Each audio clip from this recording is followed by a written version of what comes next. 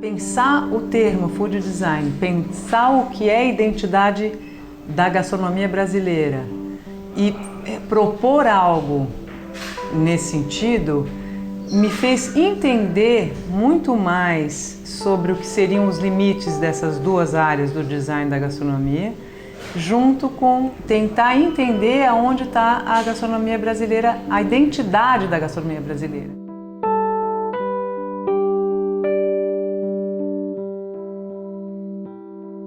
As linguagens das áreas, eu tenho 10 anos que eu estou estudando. Então, você imagina o que é montar uma equipe com uma bagagem acadêmica muito limitada, dentro dos limites dos territórios de cada área.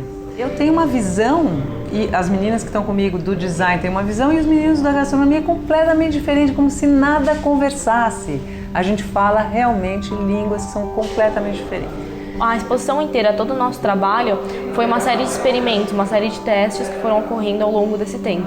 Uma coisa é você saber como uma tinta vai ser silcada, outra coisa é saber quando o chocolate vai ser silcado. Aquela tela não funcionou para isso, então volta pra gente, volta aqui para a equipe de designers que trabalham junto comigo, e a gente tem que reelaborar todo o projeto. Então um trabalho acaba dependendo do trabalho do outro. Uma incubadora com muitos elementos, com coisas para pesquisar, para chegar num novo resultado aí mais para frente, né? Realmente foi um experimento. A gente teve novas visões dentro do projeto em relação ao que é o food design, em relação a esses limites, em relação à identidade. São vários assuntos legais e a gente também está explicando para as pessoas pelas mídias sociais o que é esse termo food design hoje, que é um termo que muitas pessoas não conhecem. Então, a partir das mídias sociais, além de a gente divulgar a nossa exposição, a gente também está divulgando o food design para elas curtirem mais a exposição. Essa pesquisa que a gente pediu foi muito peculiar, foram 4 historiadoras pesquisando momentos onde a identidade do Brasil foi marcada pela gastronomia. Não necessariamente na ordem, né, a gastronomia com a história, mas que algo tinha uma relação, tanto da identidade do Brasil como a história da gastronomia brasileira. Então essa pesquisa, a gente pediu 14 histórias diferentes, 14 momentos, né, para escolher 7 momentos importantes.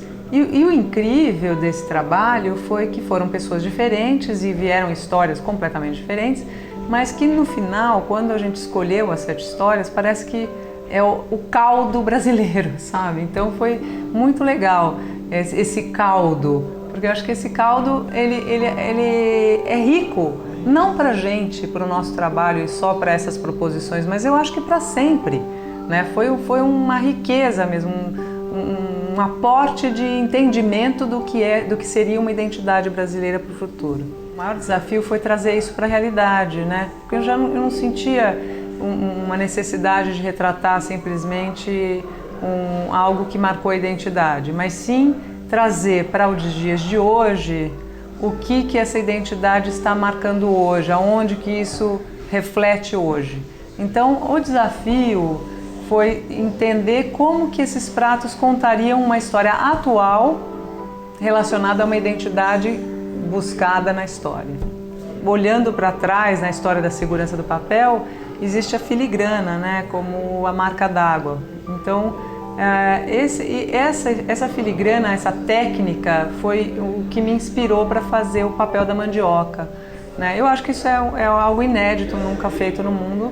Então, foi bem gostoso ver esse resultado numa cúpula de luminária comestível, né, por exemplo.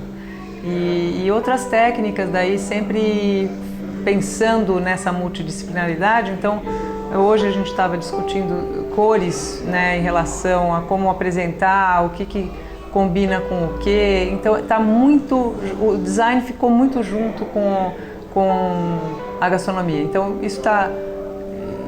isso tecnicamente, em cada prato, a gente estudou, fez paletas de cores. Isso eu acho que é uma coisa meio inédita também. o mais interessante como proposta pessoal, como desafio, era tentar vincular a minha experiência junto com comunidades de produção artesanal, as referências de identidade brasileira e trazer tudo isso para acrescentar essa informação nos pratos. No trabalho pontual com as comunidades foi bem interessante. Tivemos possibilidade de trabalhar com grupos de produção artesanal da região da Amazônia, em particular com as artesãs ribeirinhas de Santarém, que fazem um trabalho muito tradicional de cuias desenhadas. É a mesma técnica que os indígenas utilizavam há 1000 anos atrás. Outro trabalho bem interessante que conseguimos desenvolver, que é bem representativo, é um artesão do Nordeste que mora aqui em São Paulo e há 50 anos faz o trabalho de cincelado.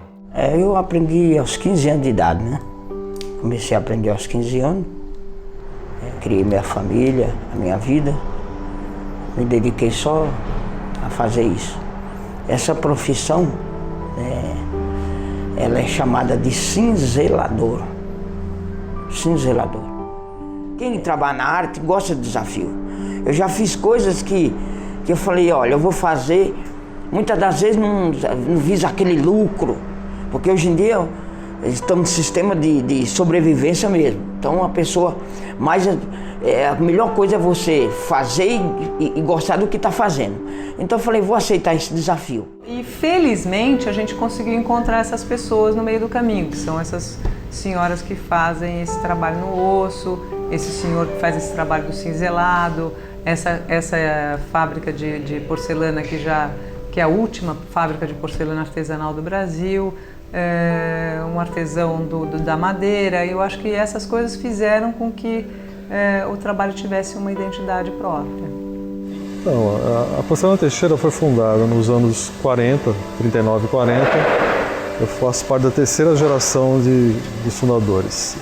Eram dois irmãos portugueses vindo da Vista Alegre, em Portugal, que já trabalhavam com esse material lá em Portugal. Hoje a fábrica trabalha com projetos especiais, além dos trabalhos com utilitários, e tem vários clientes que buscam alguma alternativa em porcelana que sejam produtos especiais.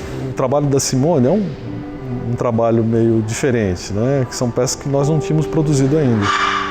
E é sempre um desafio. Quando você tem uma peça diferente, a gente procura entender o que o cliente quer e propor aquilo que é possível fazer.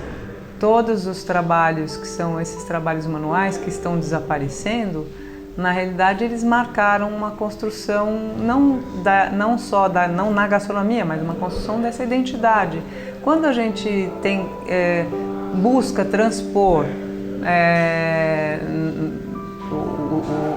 o design dos utensílios, né, relacionados ao alimento, quando a gente quer criar um suporte para isso e que isso tenha um significado, tenha uma relação com a história que a gente está contando, né, a gente vai buscar nas raízes desses utensílios, do que se usa para criar, para entender o que é esse Brasil. O grande atrativo da exposição, como o SESC, é mostrar para o grande público como se dá a cultura brasileira, quais os aspectos importantes da alimentação refletidos na forma de pensar do brasileiro. O SESC seria hoje o único local onde a gente conseguiria ter a linguagem dessa gastronomia que não é da elite, né, e que também não é a da lata, mas seria uma brincadeira entre o que é essa identidade brasileira vinda da rua, vinda do que é a nossa culinária intuitiva, e que tudo isso virasse um banquete, né? Então isso só o SESC poderia abarcar, porque não está muito no campo, nesse território delimitado do campo da arte, né? Também não está no campo do design completamente e nem é gastronomia sozinho. Então essa mistura tem pouquíssimos espaços que poderiam abrigar esse tipo de pensamento. O SESC é um deles. A gastronomia, a alimentação reflete a cultura que nós estamos. É através da gastronomia que nós vamos entender a característica dos povos, as diferentes culturas, o pensamento. Então, essa exposição acaba sendo complementar às atividades que nós realizamos de caráter cultura através de um outro viés, através da gastronomia. E a Simone Matar está trazendo isso como dado a ser analisado na exposição. É uma expectativa, é muito inusitado esse processo todo, né? Todo o trabalho é muito inusitado, a mistura do teatro, a mistura dos atores, dos músicos que são atores ao mesmo tempo, com os chefes de cozinha e os designers, é um caldo também.